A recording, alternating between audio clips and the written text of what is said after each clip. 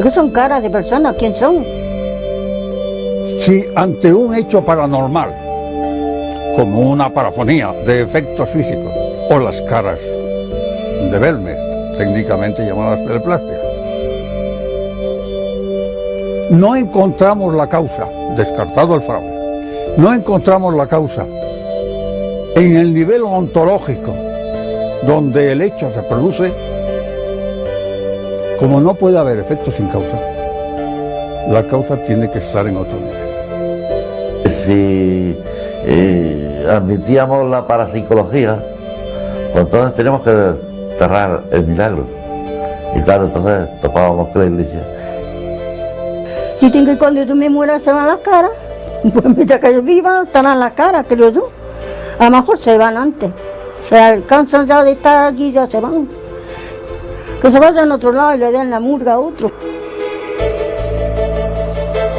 María ya no está entre nosotros, pero sus caras siguen postradas en el suelo de cemento.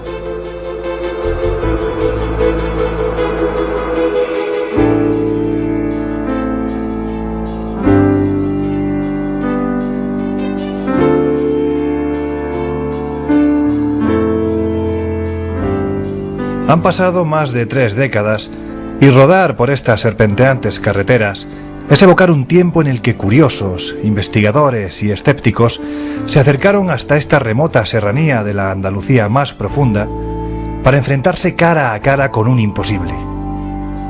Atravesamos la abrupta Sierra Mágina, en las entrañas de la provincia española de Jaén. Aquí, dicen los más versados, se halla el fenómeno paranormal más importante de la historia. Si es así, vamos a comprobarlo. 23 de agosto de 1971. Las calles de Belmez son un hervidero. Las fiestas en honor del Santo Señor de la Vida, el patrón del pueblo, generan sensaciones ambiguas. El recogimiento da paso a la algarabía de unos jóvenes que aprovechan las fiestas para dar rienda suelta a una alegría contenida. Pues yo que estaba guisando en la chimenea, que entonces guisaba con lumbre y eso, y al tiempo de mover la comida vi la cara en el suelo.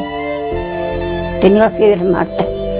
Y luego, pues yo por eso llamé a los vecinos cuando salió la cara, primera, la que se destrozó, porque yo dije de la fiebre me hacen a mí esas figuras, y por eso llamé yo a los vecinos para que vieran la cara en el suelo, a ver si era antojo mío o eran las caras que estaban ahí, la cara que estaba ahí.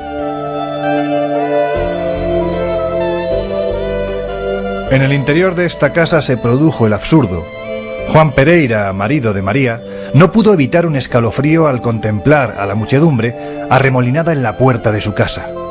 Al entrar, observó cómo, ajena a la atenta mirada de su esposa, un enigmático fantasma de cemento le miraba desde el interior del fogón. El extraño rostro fue rápidamente destruido y el agujero resultante cubierto con una nueva capa de cemento que pretendía enmascarar el suceso como un caprichoso guiño de la casualidad. El asunto quedaba zanjado, ¿o no? 17 días después, otra cara casi idéntica a la destruida afloraba de nuevo sobre la reciente lechada, en el mismo lugar que la anterior. La casualidad empezaba a ser demasiado sospechosa. Y ya empezaron a venir gente, pero como aquí ya se destrozó, pues ya se acabó las caras. Luego lucieron el trozo que se rompió y salió a la calle puesta en la pared. La situación se volvía alarmante. Había que hacer algo. Fue entonces cuando el alcalde Manuel Rodríguez Rivas decidió dar un paso certero. Había que excavar en el suelo para encontrar la causa física que pudiera producir el desconcertante fenómeno. Y llegó la terrible sorpresa. Ya se estudió y se empezó a estudiar y se hizo un agujero en toda la habitación. Grande. Casi toda la habitación la llenábamos del agujero y la tierra que sacábamos la echábamos a las partes afuera y donde podíamos. O a la calle. Y salían huesos humanos allí. Huesos. Hubo incluso vecinos que aseguraron al sociólogo Manuel Martín Serrano que en tiempos de lluvias torrenciales los cuerpos de los difuntos afloraban de la calle sin asfaltar, pues según decían, ese suelo estaba cursío de muertos. Pero, ¿y los restos óseos? ¿Qué ocurrió con ellos? Y estuvo aquí la policía investigando, se llevaron los huesos a analizarlos y decían que eran del siglo XII, que seguramente fue un cementerio en aquella época. En los meses siguientes surgieron nuevos rostros en la humilde cocina. Expresiones trágicas, cuerpos de niños, incluso fetos de cráneos desproporcionados. Y así, quiso la casualidad que un reportero del Ideal de Granada se topara de bruces con el caso, publicando una noticia al respecto. Y de ahí a los periódicos nacionales, generando un fenómeno social sin precedentes en la historia de nuestro país.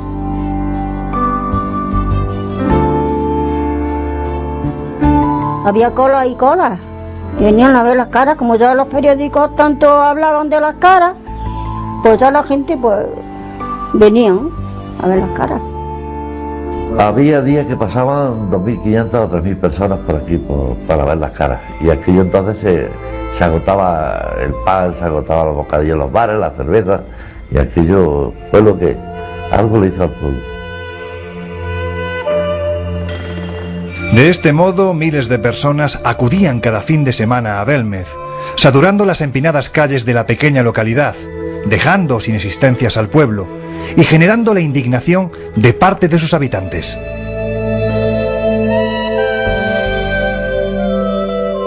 Esta es la casi legendaria Cuesta de las Caras.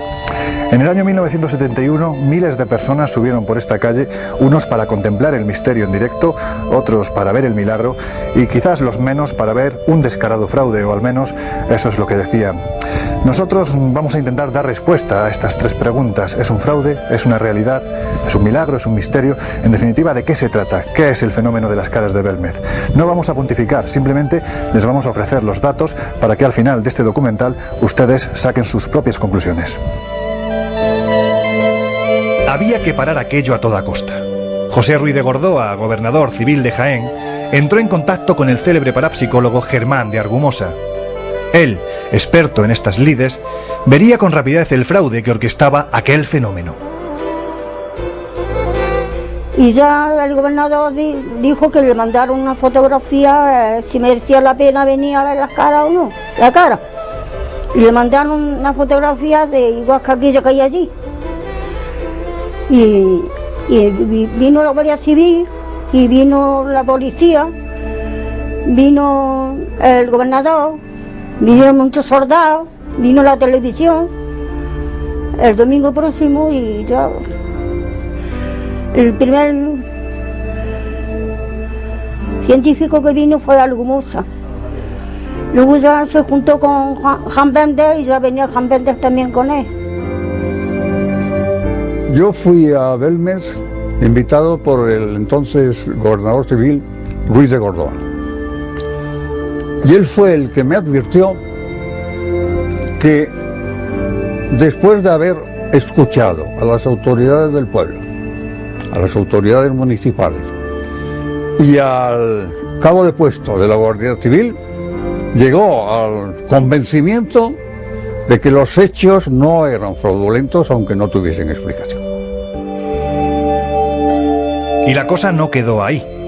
Por otro lado, la autoridad religiosa, con el obispo de Jaén, Miguel Peinado a la cabeza, entró en contacto con el alcalde del pueblo, lanzando una primera advertencia. No se podía consentir tanta desvergüenza. Al menos, eso es lo que pensaba. El obispo se vino encima también, mía más que en él, porque yo fui alumno también del obispo y el obispo pues me llamó y me puso casi en la puerta de la calle del obispo. Aparentemente no había fraude. La evidencia del fenómeno era palpable, y entre otros lo constató el célebre parapsicólogo alemán Hans Bender, tras visitar el pueblo. Por aquel entonces el fenómeno estaba más vivo que nunca. Hubo incluso periodistas que tuvieron la oportunidad de observar y constatar en directo cómo se formaban caras en el suelo.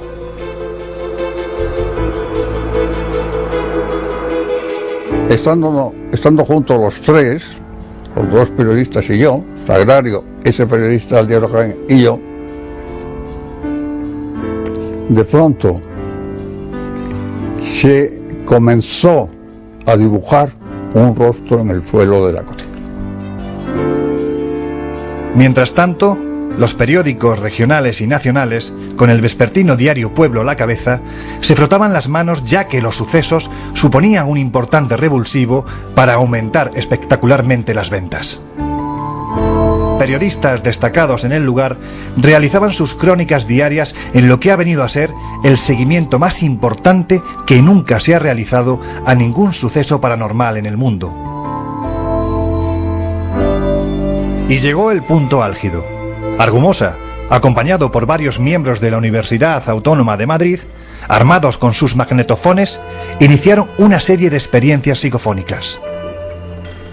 Y entonces, conversaciones al calor de la lumbre, gritos desgarrados y llantos empezaron a surgir de aquellos aparatos, añadiendo aún más si cabe una nota tétrica a lo que acontecía en la ya célebre cocina. 10 magnetófonos, el mío y 9 de mis alumnos,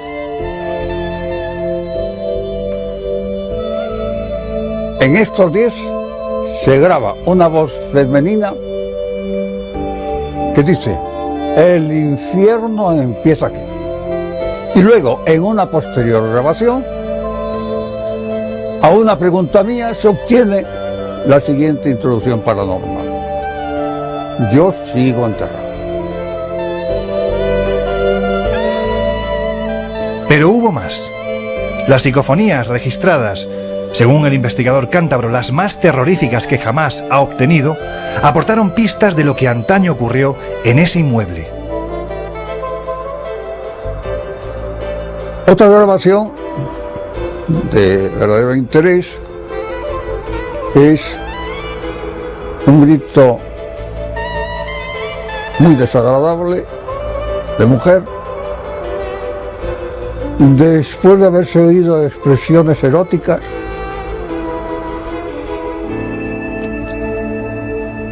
y que podía insertarse ello en dos hechos: el que aquella casa en un tiempo fue una casa de lenocinio y en que allí hubo un aborto criminal. Pues salían cosas que salían en la psicofonía. Yo lo oí una vez, pero yo ya me daba miedo y yo ya no quise sentirlas más. Decía: socorro, sácame de aquí, un niño llorando, yo no quiero estar aquí, sácame de aquí. Y yo ya no, me daba luego miedo de quedarme sola y acordarme de aquello. Y yo ya no quise sentir más. Aquel inframundo de dolor y sufrimiento que se manifestaba a través de las grotescas formaciones cobraba una nueva dimensión a raíz de las investigaciones de Argumosa, que rápidamente fueron aprovechadas por el astuto diario Pueblo. Las caras hablan, dijeron, y efectivamente así parecía ser. De este modo empezaron a surgir las primeras hipótesis, no exentas de apasionamiento. Las caras las consideraba María al principio, bueno, con cierta reticencia. La gente lo tomaba como un fenómeno muy dada, y más en esta zona, a lo milagroso. Y me acuerdo que algunos tenían fotos que vendían por allí, o